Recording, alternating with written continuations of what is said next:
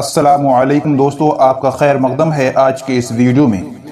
आज की इस वीडियो में हम आपको बताने जा रहे हैं छोटे सरकार में जो परियों वाला कुआं है उसकी कुछ खास बातें जो शायद आप नहीं जानते हों।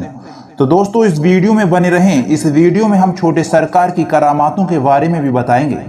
दोस्तों छोटे सरकार में एक कुआं है जो परियों वाले कुएं के नाम से मशहूर है।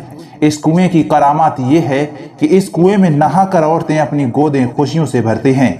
हिंदुस्तान के शहंशाह अकबर एक बार अपनी बीवी महारानी जोधाबाई के साथ तशरीफ लाए थे कि उनके कोई औलाद हो जाए। इस ख्याल से वह यहाँ पर 3 दिन तक रुके और महारानी ने 3 दिन तक नहाकर दरगाह शाह विलायत में दुआ मांगी।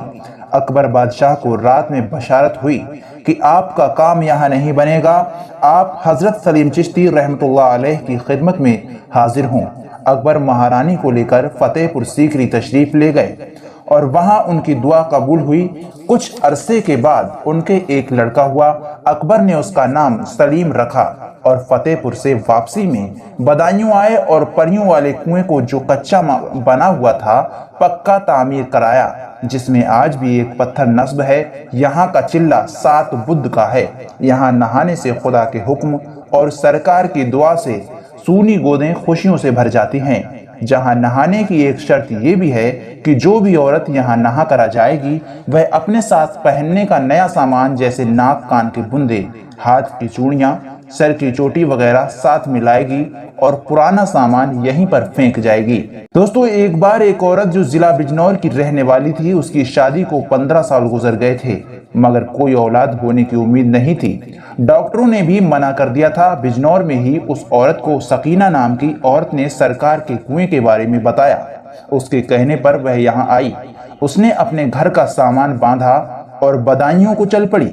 पीर के दिन आई थी। 3 बुद्ध नहाकर उसने दुआ मांगी। उसकी दुआ का ऐसा असर हुआ कि कुछ अरसे के बाद एक लड़का पैदा हुआ।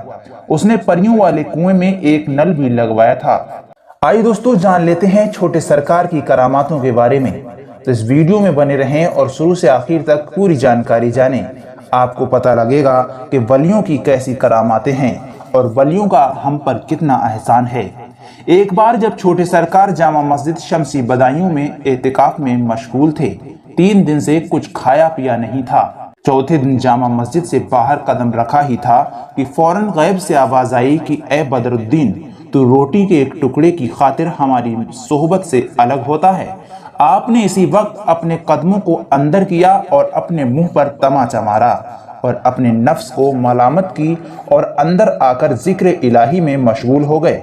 अचानक एक आदमी अच्छे अच्छे खाने लेकर हाजिर हुआ और आपके सामने रख दिए। आपने इस खाने पर खुदा का शुक्र अदा किया कि ऐ खुदाबंद, तेरी बड़ी कुदरत है। जो आप पर भरोसा करके बैठ जाता है तो उसे अपने गैब से खाना खिलाता है। इसी रोज से आपका शुमार दुर्वेशों में होने लगा। अज़मतुल औलिया में लिखा है कि एक रोज आप कब्रिस्तान में तशरीफ ले गए। पीछे पीछे 2 शख्स आपके साथ आ गए जो आपकी कोई भी करामात देखने के फिक्रमंद थे। जब आप कब्र के करीब पहुंचे तो उस शख्स ने आपसे पूछा कि हजरत, ये कब्र मेरे एक दोस्त की है, आप इसका हाल दरियाफ्त करें। जब आपने ये बात सुनी तो फरमाया कि तू झूठा है, यह कब्र एक औरत की है। वह ये बात सुनकर बहुत नादिम हुआ और फिर आपका मुरीद बन गया। अज़मतुल औलिया में तहरीर है कि एक शख्स आपकी खिदमत में हाजिर होकर अर्ज करने लगा कि मेरा लड़का बहुत दिनों से गुम हो गया है, मालूम नहीं कि वह कहाँ चला गया है। उसकी माँ बहुत बेकरार है, रोने के अलावा कोई काम नहीं करती है। आप उसके मिल जाने की कोई सूरत बतला दीजिए। आपने दुआ करमाई और कहा घर जाकर देखो, तुम्हारा घर पर लड़का मौजूद है। चुनांचे वह शख्स खुश होकर घर पहुंचा और घर में बेटे को देखा तो मालूम हुआ किसी ने बड़ी दूर दराज से एक पल में उसे लाकर घर पहुंचा दिया है। एक बुढ़िया आपकी खिदमत शरीफ में हाजिरी देने आई और कहने लगी, ए हजरत, मेरा लड़का शाही फौज में मुल्जिम था, नौकरी छोड़कर नशेबाजों की सोहबत में रहने लगा है, जुआ खेलता है, किसी तरह राह दुरुस्त पर आ जाए, गलत आदतें छूट जाएं।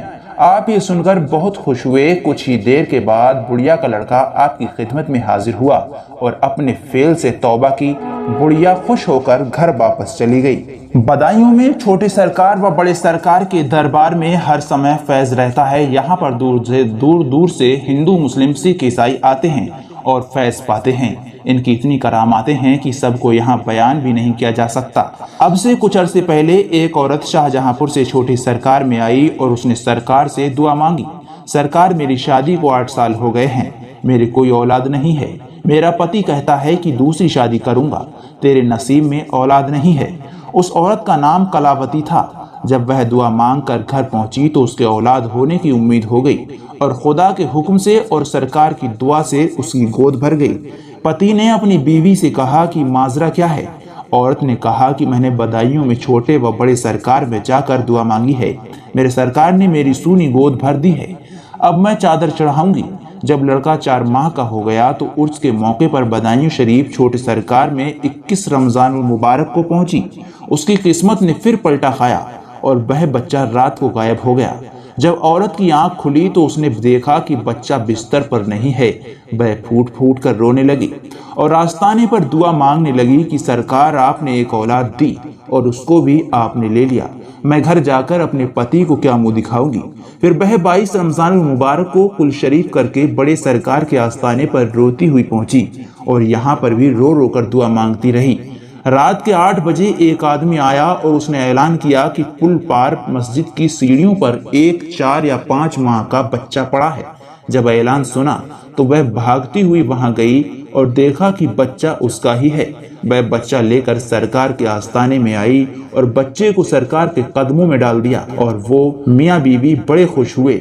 یہ واقعہ 1993 کا ہے۔ انہوں نے اس خوشی میں چادر چڑھائی۔ عظمت الاولیاء میں لکھا ہے کہ 20ویں رمضان کی صبح کو حضرت شاہ ولایت صاحب نے اپنے خادم فخر الدین کو پاس بلا کر کہا کہ اس بار ہمیں جامع مسجد میں اعتکاف کرنا نصیب نہیں ہوگا، تمہارے یہاں بہت سے فقیر اور قلندر آنے والے ہیں، ان کے کھانے کا انتظام کر لو۔ دودھ دینے والی گائیں میں نے تمہارے دونوں لڑکوں کو دی۔ اس طرح آپ نے اپنا سارا سامان تقسیم کر دیا اور خود وظیفے اور ورد میں مشغول ہو گئے۔ عصر کی نماز کے بعد اپنے والد اور دونوں بھائیوں کے مزار پر فاتحہ کے لیے گئے۔ مغرب کے وقت جو کے آٹے کی روٹی اور مسور کی دال سے افطار کیا۔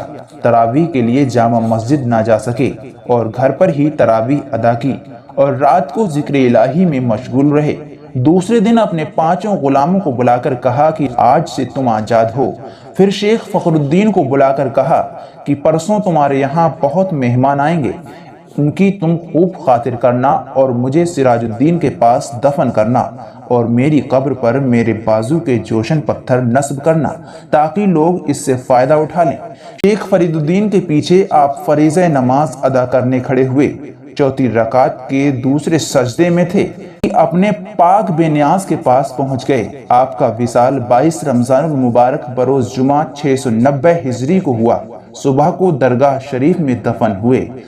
عظمت اولیاء میں ہے کہ آثار جلالی آپ کے وصال کے بعد بہت عرصے تک رہے۔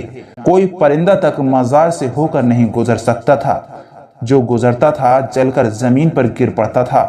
کوئی عورت مزار پر نہیں آ سکتی تھی، جو آتی اس کے کپڑوں میں آگ لگ جاتی تھی۔